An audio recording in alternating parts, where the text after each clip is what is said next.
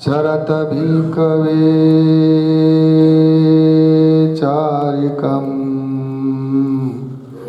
बहुजन हितायो बहुजन सुखायो देशत भिक्खवे धम्मं आज कल्याणं मज्ज कल्याणं पर्युषाणं परिपुण्यं परिशुद्धं ब्रह्मचर्यापकाशेत।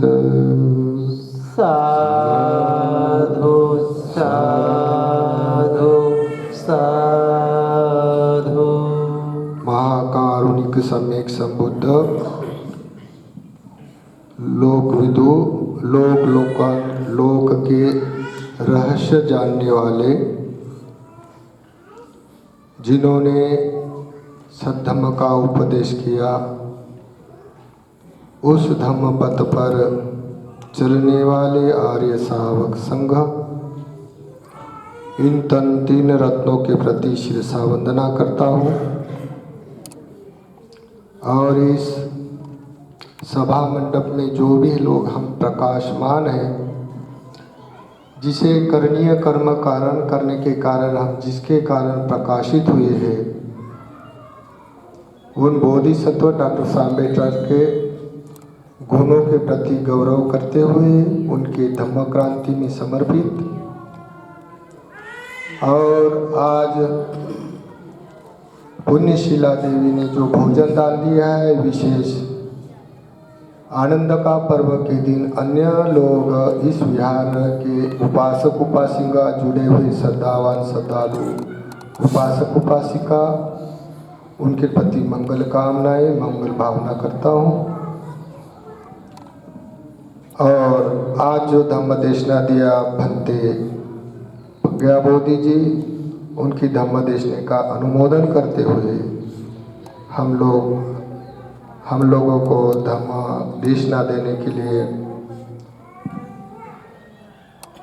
कहा है, तो हम लोग आपके लिए ज़्यादा नहीं देंगे, थोड़ा धम्म देशना करके आपके दान का अनुमोदन करेंगे। पहले हमको ये मालूम होना चाहिए, ये जो गाथा है भगवान ने अपने मुख से निकली है, चरत भिक्खवे चारिकम बहुजन हितायो बहुजन सुखायो, ये गाथा भगवान ने कहा किसको उपदेश किया था? ऐसा कहते हुए भिक्खु चलो बहु लोग के लिए, बहु लोग के सुख हित के लिए आप धम्म देशना धम्म प्रकाश, जो मध्यम पहले भी कल्याणकार है, मध्यम भी कल्याणकार है, अंत भी कल्याणकार है, जिसे ब्रह्मचर्या पूरी तरह प्रकाशित किया जाता है। ऐसा करके भगवान ने किसको कहा?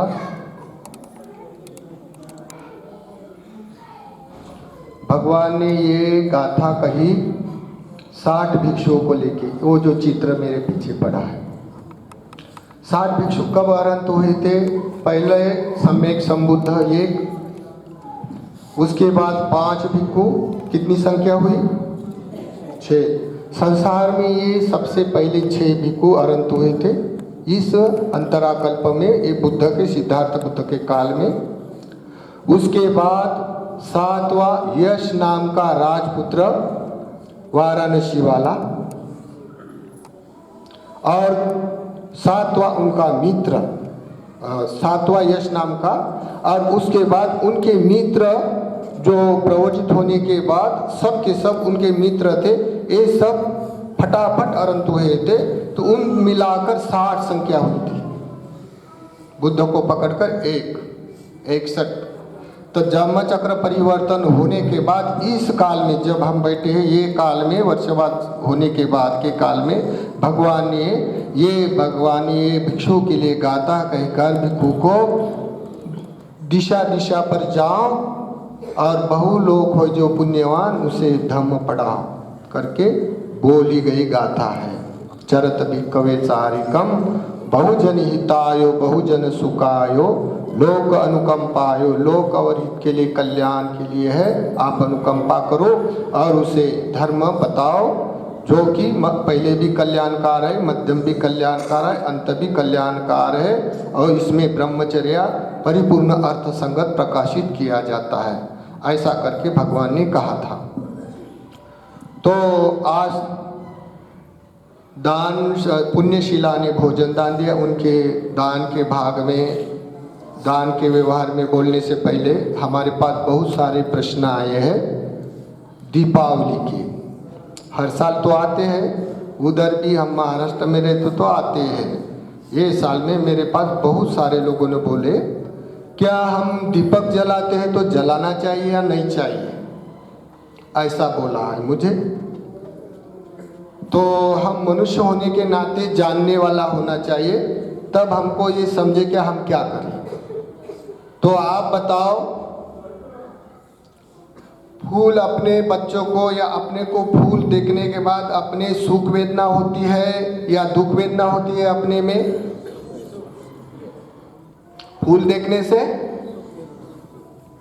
आप उत्तर दो, क्योंकि बाकी लोग बोलते हैं फिर पीछे निंदा करते हैं। मैं तो सभी को आएगा ऐसा नहीं बोलता, लेकिन अपने अनुभव का बोलना है। बुद्ध धर्म क्या बोलता है? अनुभव मांगो। अपने अनुभव पर खड़ा उतरता हूँगा, उसको धर्म कहो। तो कोई फूल अच्छा सुंदर दिखा देता है तो वो फूल देखने से अपने काया में हर्ष होने से सुख वेदना होती है क्या दुख वेदना होती है? सुख वेदना। सुख वेदना होती है ना। तो मनुष्य के लिए ये सुख चाहते हैं क्या नहीं चाहते हैं? चाहते हैं। चाहते हैं, ठीक। अगर कोई बंदे को काला काला नाग सांप दिखे अपने घर में या कहीं चौराहे पर या जाते आते रास्ते पे, तब मनुष्य में कौन सी वेदना होती है? दुख वेदना। वो क्यों? भय। क्योंकि उनके प्रति द्वेष है, ये दूसरे को काटने वाला है। भय का संस्कार अन्य जन्म से अपने में गिरा है, इसलिए पंछी भी सांप को देखकर फड़फड़ाते हैं, मार देते, चिल्लाते।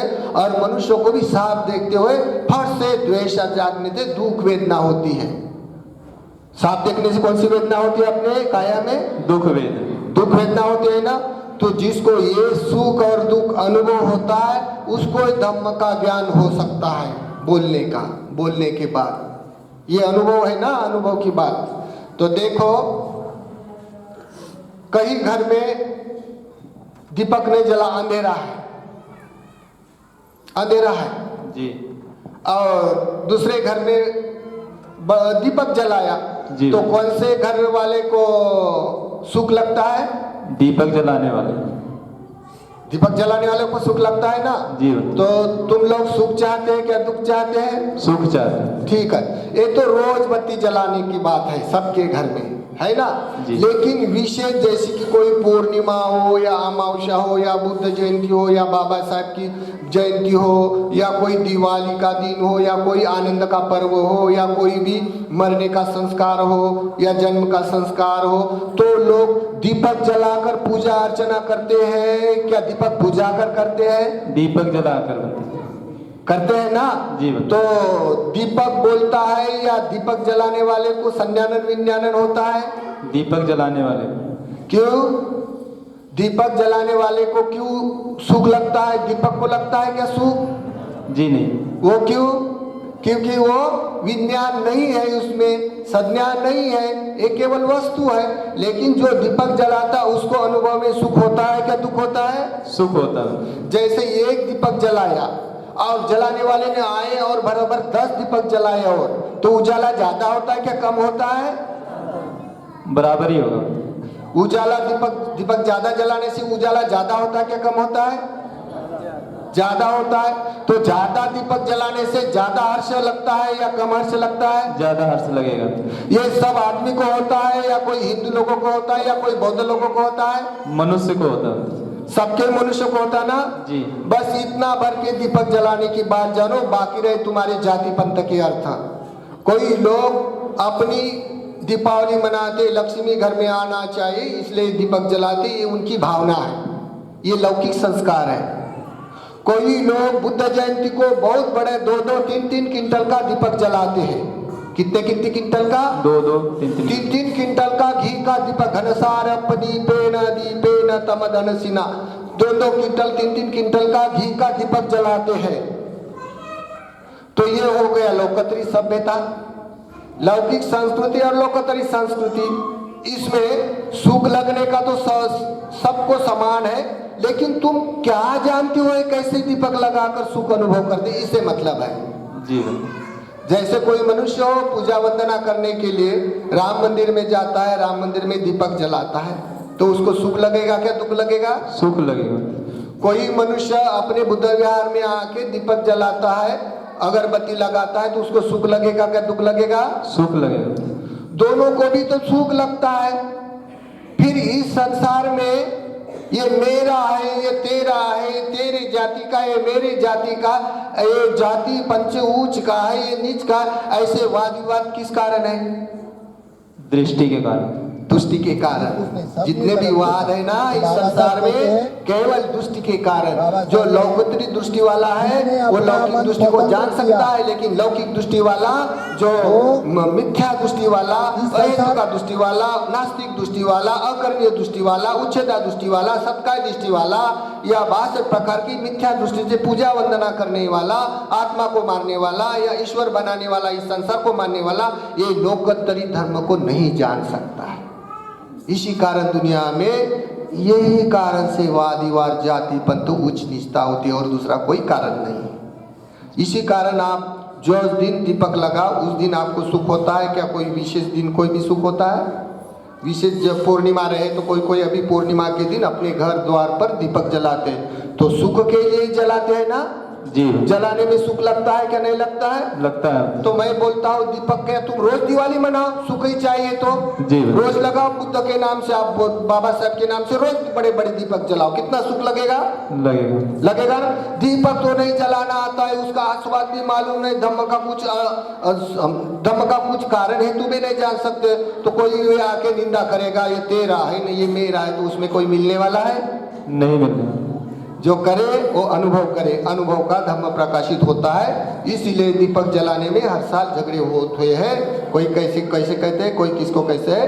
मैं बोलता हूँ तुम दूसरे को जलाने के बजाय तुम बाबा साहब के पुतले पे जाके 1000 किलो का जलाओ ना, आपको भी बहुत सुख लगेगा, लेकिन आपकी श्रद्धा तो हो, श्रद्धा तो हो ना? जी। श्रद्धा होना चाहिए।